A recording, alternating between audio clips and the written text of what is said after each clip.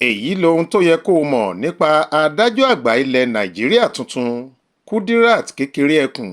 má ní gbàgbé ní ọjọ́ ẹtì Friday ọjọ́ 23 oṣù kẹjọ ọdún 2024 yìí nínú ìtàn òṣèlú àti ti ẹ̀ka ètò ìdájọ́ nílẹ̀ nàìjíríà látàrí bí ìjọba àpapọ̀ ṣe fìtàn balẹ̀. wọ́n yan onídàájọ́ àgbà tuntun fún ilẹ̀ wa abilékọ Kudirat Motomori Ọlátòkunbọ̀ Kekere-Ẹkun sípò. ààrẹ Bọ́lá Ahmed Tinubu sì ṣèbúra wọlé fún un. èyí ni ìgbà kejì tí obìnrin yóò di olórí ẹ̀ka ètò ìdájọ́ nílẹ̀ nàìjíríà látìgbà torílẹ̀-èdè náà ti gba òmìnira. abilékọ Aloma Mariam Mukhtar tí ààrẹ àná Goodluck Ebele Jonathan yàn sípò olórí ilé-ẹjọ́ tó ga jùlọ nílẹ̀ wa lóṣù keje ọdún 2012 ní obìnrin àkọ́kọ́ tí yóò di ipò pàtàkì ọ̀hún mú. ọdún méjì ló sì fi lò ó. ta ni abilékọ Kudirat Kekere-Ẹkun yìí? ọmọ ìlú wo ni? kí sì ni ìtàn ìgbésí ayé rẹ̀? orílẹ̀-èdè United Kingdom ni wọ́n bí màmá àgbàlagbà yìí sí lọ́jọ́ keje oṣù karùn-ún ọdún 1958. ọdún yìí ló sì di ẹni ọdún mẹ́rìndínláàádọ́rin 66 lókè èèpẹ̀. ọmọ bíbí ìlú Èkó ni. lọ́ọ̀yà tó dáńtọ́ ni bàbá rẹ̀, Alhaji Hasan Adisa Babatunde Fashinro. ó sì ti fìgbà kan wà nípò sẹ́nẹ́tọ̀ láyé òṣèlú ọjọ́un. ọ̀kan pàtàkì ló jẹ́ lára àwọn lóókọ ìlú Èkó. mùsùlùmí òdodo sì ni pẹ̀lú. àmọ́ ìyá rẹ̀ abilékọ Winifred Láyéwọlá Ògúndìmú wá láti ìdílé Savage, ẹlẹ́sìn kìrìsìtẹ́nì gidi. ẹ̀kọ́ nípa iṣẹ́ nọ́ọ̀sì ló kẹ́kọ̀ọ́ rẹ̀ nílùú òyìnbó. ó sì tún ṣiṣẹ́ ìjọba lẹ́kọ̀ọ́ lọ́dún 1965 nígbà tó padà sílùú Nàìjíríà. onídàájọ́ àgbà Kudirat Kekere-Ẹkun lọ iléèwé alákọ̀ọ́bẹ̀rẹ̀ aládàáni kan kó tó kọjá síléèwé girama Queen's College tó wà lérékùṣù Èkó lọ́dún 1970. ìyẹn iléèwé ìjọba àpapọ̀ táwọn akẹ́kọ̀ọ́bìnrin fẹ́ràn láti kàwé láyé ìgbà yẹn ni. ọdún 1977 ló wọ yunifásítì Èkó, University of Lagos UNILAG.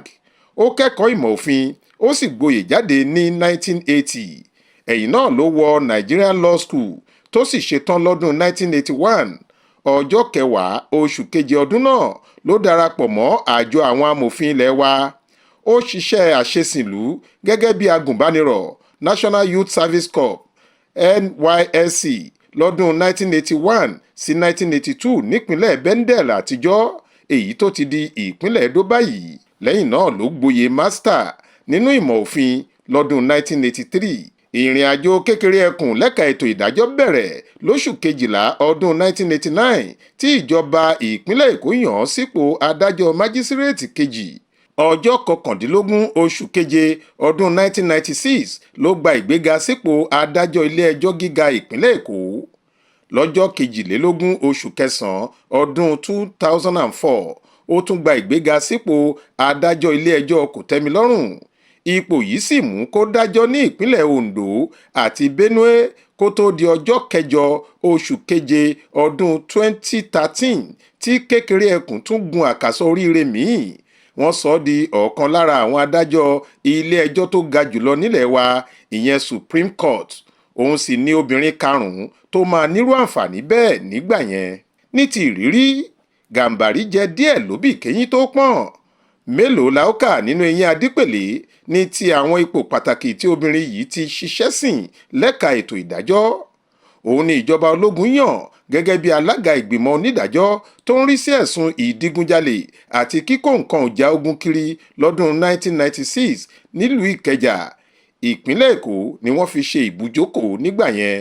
obìnrin yìí wà lára àwọn adájọ́ mẹ́ta tí wọ́n ń gbọ́ ẹ̀sùn tó bá jẹ mọ́ gbígba ọ̀nà ẹ̀bùrú kó owó ilẹ̀ wa pamọ́ sílẹ̀ òkèrè, èyí táwọn iléèbó ń pè ní money laundering lábẹ́ òfin àjọ tó ń gbógun ti ìwà jìbìtì àti ṣíṣe owó ìlú mọ́kùmọ́kù Economic and Financial Crimes Commission EFCC àtàwọn ipò pàtàkì míì bẹ́ẹ̀.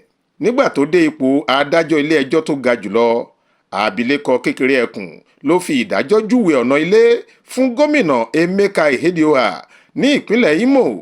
ọjọ́ 14 oṣù kìíní ọdún 2020 ní ìdájọ́ yìí wáyé tó sì fi gómìnà Hope Odidika Uzodinma rọ́pò rẹ̀ títí di bá a ṣe ń sọ yìí. adájọ́ yìí náà ló bu omi pa iná awuyewuye tó ṣẹlẹ̀ lẹ́gbẹ́ òṣèlú All Progressives Congress àti Yàyà Bello tí wọ́n tako sẹ́nẹ́tọ̀ James Faleke nípínlẹ̀ Kogi lẹ́yìn ikú olóògbé Abubakar Audu tó wọlé ìbò sípò gómìnà àmọ́ tó kú lójijì lọ́jọ́ 15 oṣù kọkànlá ọdún 2015 kí ọjọ́ ìbúrawọlé tó dé.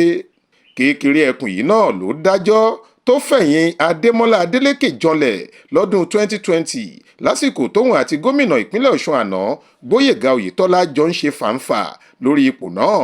Bí gómìnà ìpínlẹ̀ Rivers àná amòfin Nyesom Wike ṣe dépò náà kò ṣẹ̀yìn adájọ́ Kékeré-Ẹkun.